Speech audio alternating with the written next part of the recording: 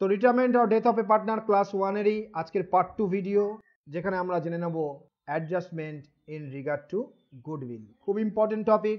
বিজনেসে যে গুডউইল থাকে সেই গুডউইলের একটা অংশ যিনি রিটায়ার্ড হচ্ছেন অর্থাৎ কারবার থেকে অবসর গ্রহণ করছেন বা যিনি মারা যাচ্ছেন তিনি কিন্তু সেই গুডউইলের একটা অংশ পাবেন। সেই অংশটা কীভাবে নির্ধারণ করতে হয় সেটাও জানবো এবং তার অ্যাকাউন্টিং এন্ট্রিজ কী করা হয় সেটা আমরা শিখে নেব। তো দেখে নিই। এটা ছিল আমাদের প্রথম ক্লাসের যেটা আলোচনা করলাম, রিটায়ারমেন্ট কি, ডেথ অফ পার্টনার বলতে কি বুঝি, কী কী অ্যাডজাস্টমেন্ট করতে হয় ইত্যাদি ইত্যাদি। এটা তোরা এক্ষুনি শিখলি। Adjustment in regard to goodwill আজকের টপিক।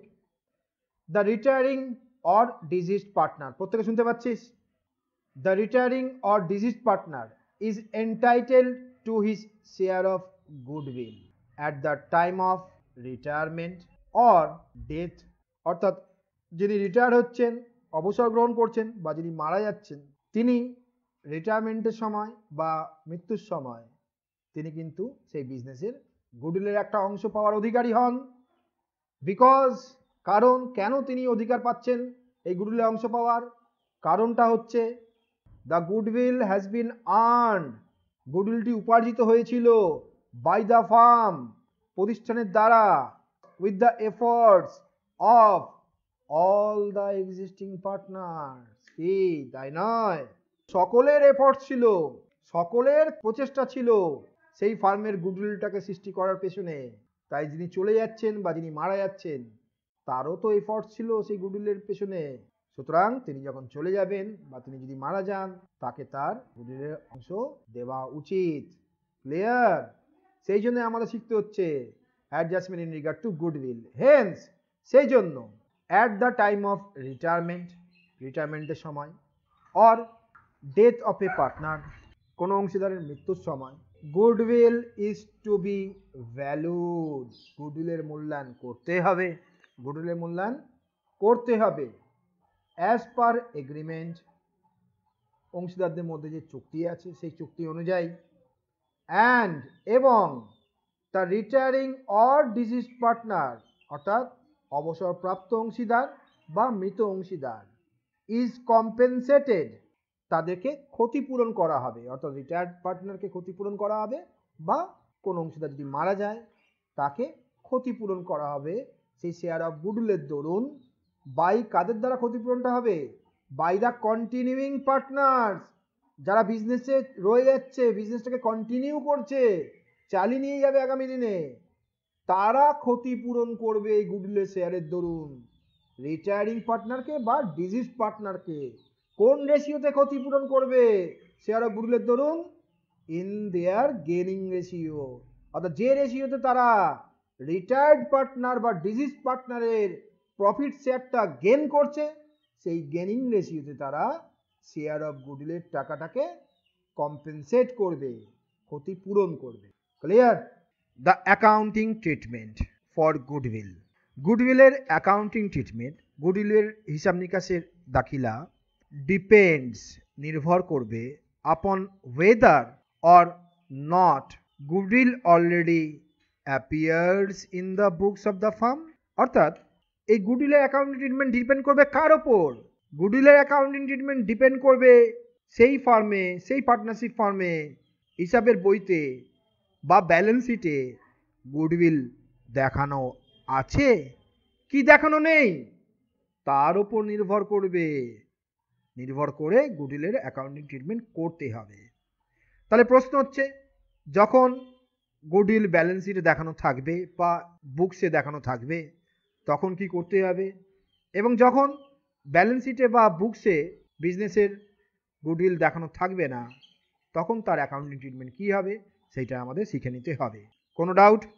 তো প্রথমে 1 নম্বর কেস, when goodwill does not appear in the books, হিসাবের বইতে যখন গুডউইল দেখানো নেই, অর্থাৎ ব্যালেন্স শিটে গুডউইল দেখানো ছিল না, অ্যান্ড এবং new valuation of goodwill is made, নতুনভাবে গুডউইলের মূল্যায়ন করা হলো যেটা তোদের প্রশ্নের অ্যাডজাস্টমেন্টে দিয়ে দেওয়া হয়, that is new valuation of goodwill, সেটা করে দেওয়া হলো। সেক্ষেত্রে আমরা কি করব? বল কি করব?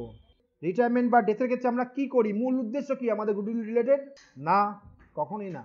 আমাদের মূল উদ্দেশ্য হচ্ছে যিনি চলে যাচ্ছেন বা যিনি মারা যাচ্ছেন তার শেয়ার কত গুডউইলের মধ্যে, সেইটা আমাদের জানার প্রয়োজন।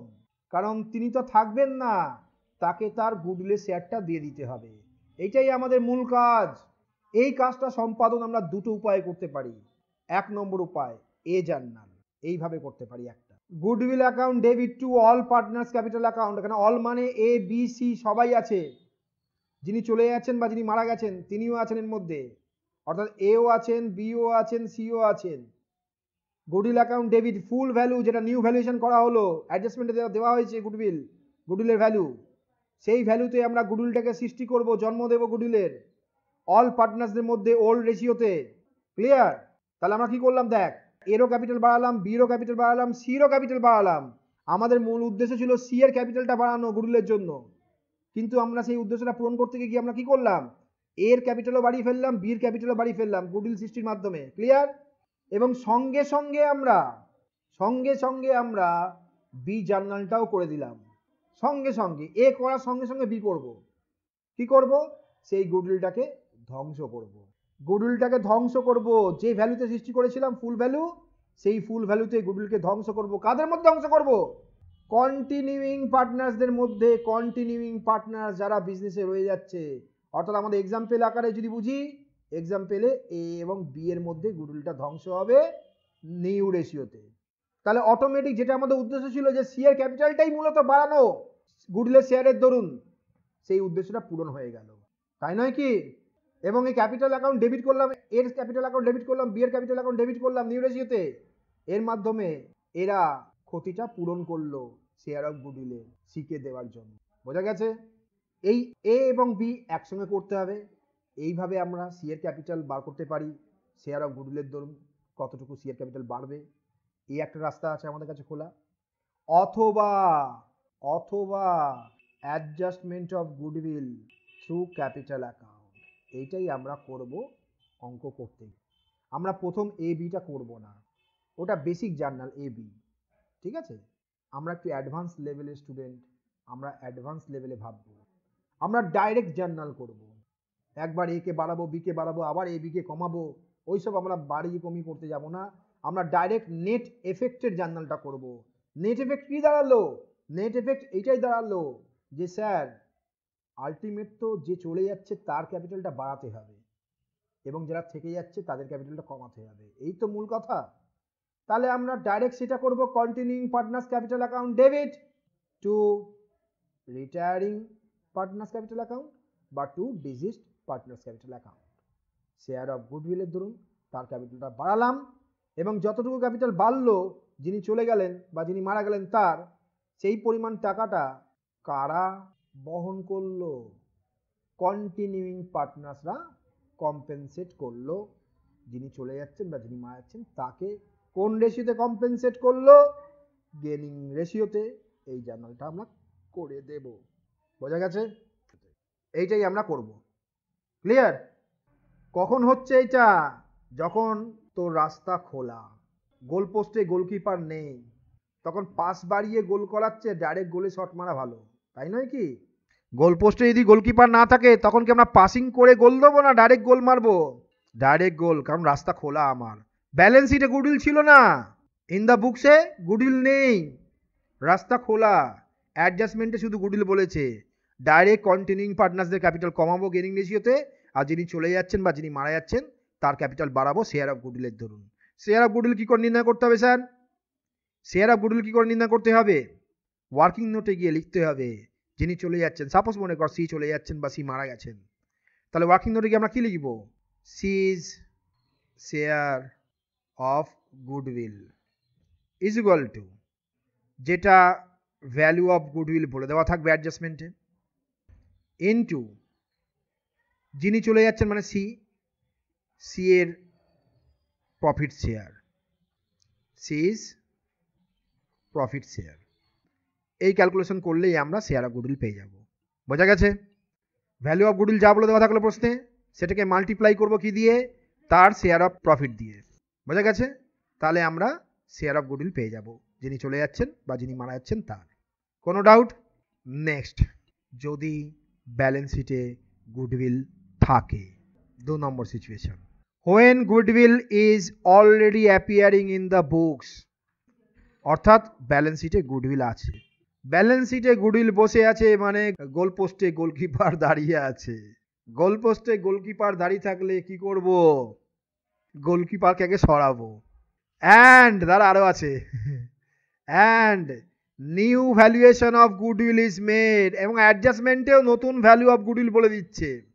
নে এবার ঝামেলা, ব্যালেন্স শিটেও গুডউইল আছে, অ্যাডজাস্টমেন্টেও গুডউইল বলেছে, এবং এখানে ধরে নেওয়া হচ্ছে রোমান 1-এ ব্যালেন্স শিটে যে ভ্যালু আছে গুডউইলের এবং অ্যাডজাস্টমেন্টের নিউ ভ্যালুয়েশন যেটা করেছে কারেন্ট ভ্যালু, দুটো সমান।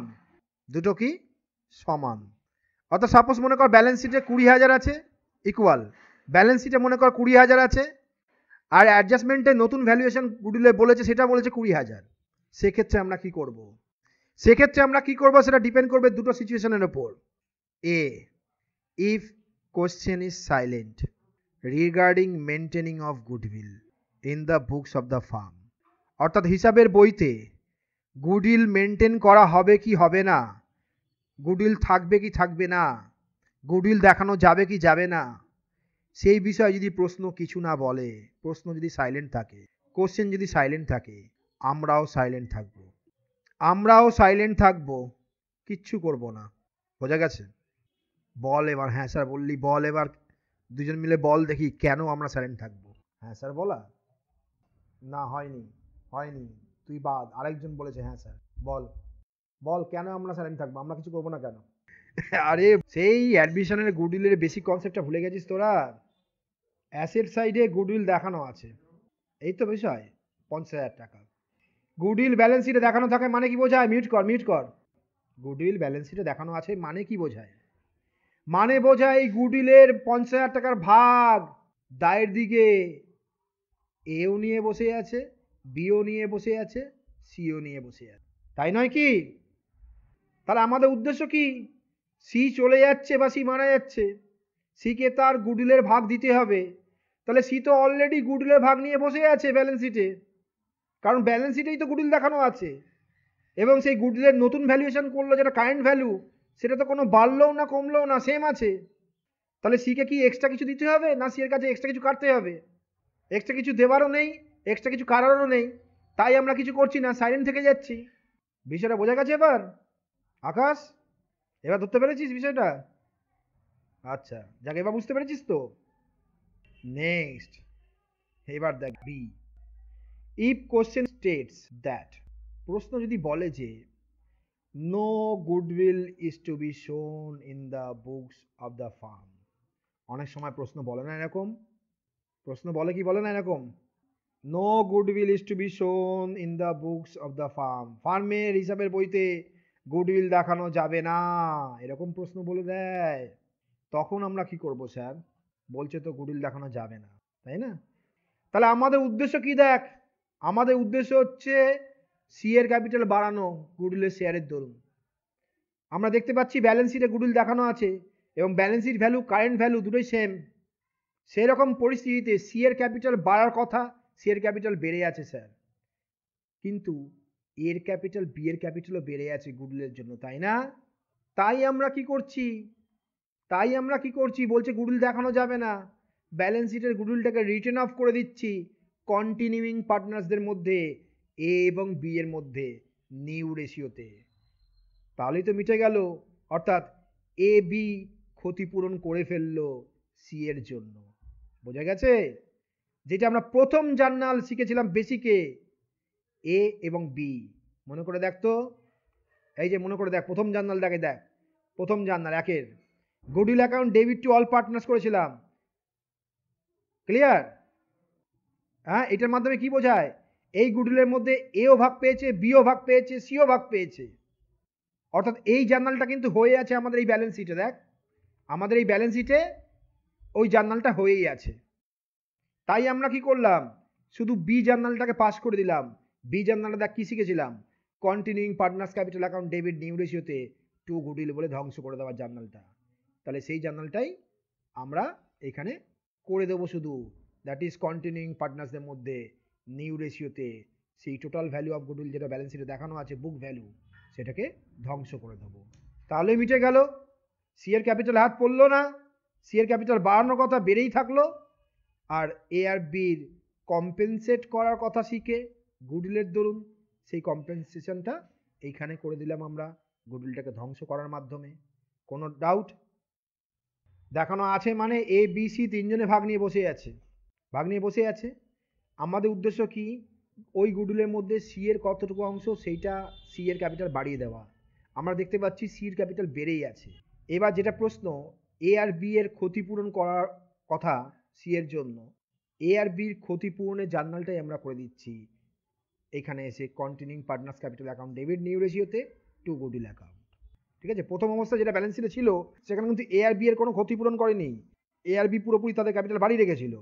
সবারই গুডউইলটা তো সবার জন্য সৃষ্টি হয়েছে, এ বি সি সবার জন্য সৃষ্টি হয়েছিল, কিন্তু গুডউইলটাকে ধ্বংস করা হয়নি। তাই আমরা ধ্বংস করলাম কাদের মধ্যে, শুধুমাত্র কন্টিনিউইং পার্টনার্সদের মধ্যে যারা বিজনেসে রয়ে যাবে এ আর বি। কারণ সি এর ক্যাপিটালকে ডেবিট করতে পারবো না এখানে, কারণ সিকে তো আমরা দেবো তার অংশ। ক্লিয়ার? নেক্সট, এই একটা সিচুয়েশন যেখানে আমরা দেখলাম বুক ভ্যালু আর কারেন্ট ভ্যালুয়েশন সেম গুডউইলের। যদি যদি Roman 2, if the value of goodwill which appears in the books is lower হয় বা গ্রেটার হয় দেন ইটস কারেন্ট ভ্যালু, তাহলে কি হবে? অর্থাৎ ব্যালেন্স শিটে যে গুডউইলটা আছে দেখানো, ব্যালেন্স শিটে যে গুডউইলটা আছে দেখানো অ্যাসেট সাইডে, সাপোজ মনে কর 50,000, সেটার অ্যাডজাস্টমেন্টে বলছে আমাদেরকে নতুন ভ্যালুয়েশন করা হয়েছে। দেখ, new valuation of goodwill is made. অ্যাডজাস্টমেন্টে নতুন ভ্যালু বলে দিল, সাপোজ মনে কর নতুন ভ্যালু বললো 40,000 বা বললো মনে কর 60,000, তাহলে বুক ভ্যালুর সঙ্গে মিলছে। এবার কি করব? ক্লিয়ার? প্রবলেমটা ধরতে পারছিস? বল কি করব, কি করব বল। অনেক রকম ভাবে করা যায়, অনেক রকম ভাবে, বিভিন্ন স্যার বিভিন্ন রকম ভাবে করাবে। তোরা দেখে নিবি পশ্চিমবঙ্গে অনেক স্যার আছে, অনলাইনে অনেকেই পড়াচ্ছে, তোরা সবার কাছে ক্লাস করে দেখবি চেষ্টা করে, বিভিন্ন জন বিভিন্ন রকম করাবে। আমি একদম সহজ পথ করাবো তোদেরকে। আমি বলবো তোরা করবি, এরকম যখন সিচুয়েশন থাকবে, সে নতুন ভ্যালুয়েশন কম হোক নতুন ভ্যালুয়েশন বেশি হোক, যাই হোক না কেন, ঠিক আছে, কি করবি তোরা? তোরা এ জার্নাল করবি। কি করবি? যে গুডউইলটা ব্যালেন্স শিটে আছে সেই গুডউইলটাকে ধ্বংস করে দে চোখ বন্ধ করে। কাদের মধ্যে ধ্বংস করবি? সবার মধ্যে করে দে, সবার মধ্যে কর। এ বি সি তিনজনে ভাগ নিয়ে বসে আছে, এ বি সি সবার ক্যাপিটাল কমিয়ে দেয়, গুডউইলটাকে ধ্বংস কর। তাহলে কি হলো? তাহলে স্যার এইটা হলো, স্যার এইটা, এই যে এইটা হলো, মানে কি হলো? স্যার গোল পোস্টে গোলকিপার নেই, স্যার গোল পোস্টে গোলকিপার নেই। গোল পোস্টে গোলকিপার না থাকলে আমি কি শিখেছিলাম? এই যে ডাইরেক্ট গোল করবি, এইটা বলেছিলাম না? কি বলেছিলাম তো, এটা ডাইরেক্ট গোল, এই ডাইরেক্ট গোলটাই করবি। এই দেখ, ডাইরেক্ট গোল B, adjustment of goodwill through capital account as per new valuation of goodwill. যেটা অ্যাডজাস্টমেন্টে বলে দেবে, সেটা 40,000 বললে 40,000, 60,000 বললে 60,000, সেইটা ধরেই তোরা ডাইরেক্ট গোলের জার্নালটা করে দিবি। কন্টিনিউইং পার্টনার্সদের ক্যাপিটালকে ডেবিট করে দিবি গেনিং রেশিওতে, আর রিটায়ারিং বা ডিজিজ পার্টনারের ক্যাপিটালকে বাড়িয়ে দিবি তার শেয়ার অফ গুডউইল ধরে। কোন গুডউইলের শেয়ার নিবি? নিউ ভ্যালুয়েশন, যেটা অ্যাডজাস্টমেন্টে বলবে, 40,000 বলুক বা 60,000 বলুক, যাই বলুক না কেন, নিউ ভ্যালুয়েশন অনুযায়ী কাজ করবি। কারণ পুরনো গুডউইল যেটা বইতে ছিল, যেটা ব্যালেন্স শিটে ছিল, সেটা তোরা ওপরেই ধ্বংস করে দিয়েছিস। ক্লিয়ার? কোনো সমস্যা থাকবি না, কোনো সমস্যায় থাকবি না যে স্যার 10,000-এর ডিফারেন্স হচ্ছে, 10,000 নিয়ে কোনো কাজ করবো কি না, না স্যার কী নিয়ে করবো, এইসব বিষয়ে মাথা খারাপ করবি না। ব্যালেন্স শিটে আছে মানে তোর গোল পোস্টে গোলকিপার আছে, আগে ওকে সরিয়ে দে, ফাঁকা কর, সবার মধ্যে ধ্বংস করে দে, গোলকিপার চলে গেল, ব্যালেন্স শিট ফাঁকা। নতুন ভ্যালুয়েশন কত বললো গুডউইলের? কারেন্ট ভ্যালু আজকে দিনে 40,000 বা 60,000 যেটা বললো, সেটা ধরে শেয়ার অফ গুডউইল বার করে কন্টেনিং পার্টনার্সের ক্যাপিটাল অ্যাকাউন্ট ডেবিট করে গেনিং রেশিওতে জার্নাল করে দিবি। কোনো প্রশ্ন থাকলে করতে পারিস। ব্যাস, এই ছিল আমাদের আজকের পার্ট 2 ভিডিও। তো আজকের এইভাবে আমরা রিটায়ারমেন্টে মোটামুটি টপিকগুলো শিখে গেলাম। তো রিটায়ারমেন্টে আমাদের এই হচ্ছে থিওরিটিক্যাল কনসেপ্ট। এই কনসেপ্টগুলো, এই জার্নালগুলো, এই অ্যাকাউন্টিং ট্রিটমেন্টগুলো গুডউইল রিলেটেড আমাদের যদি জানা থাকে, তাহলে কিন্তু আমরা রিটায়ারমেন্ট বা ডেথের ক্ষেত্রে আমরা খুব একটা আটকাবো না। এবার আমরা আরও কিছু জিনিস আমরা প্রবলেম সলভ করতে করতে শিখে নেব। ঠিক আছে? কিছু টেকনিক্যাল বিষয় আমরা পাবো প্রবলেম সলভ করতে গিয়ে, সেগুলো প্রবলেম সলভ করতে করতে শিখবো।